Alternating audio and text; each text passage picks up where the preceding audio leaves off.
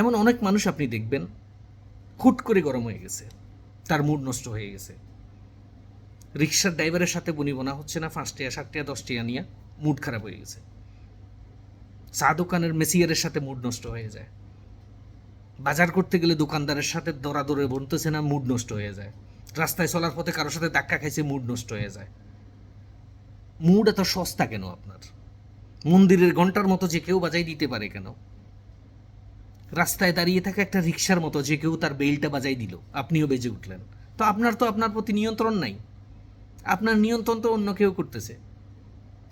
আপনার পছন্দ মতো, আপনার মন মতো, আপনার সুবিধা মতো কথা হচ্ছে না বলেই আপনি ক্ষণিকের মধ্যে আপনার মুড নষ্ট হয়ে যাবে। একবারও কি কখনো নিজেকে প্রশ্ন করছেন? আপনার মুড আপনার নিয়ন্ত্রণে নাই, আপনার জীবন আপনার নিয়ন্ত্রণে নাই, অন্য একটা মানুষ আপনার নিয়ন্ত্রণ করতেছে। একটু 19-20 হলেই আপনার মুড নষ্ট হয়ে যায়। এটা তো মুড নষ্ট না, এটা হলো নিজের পুরা নিয়ন্ত্রণটা অন্য একটা মানুষের উপরে দিয়ে রাখা।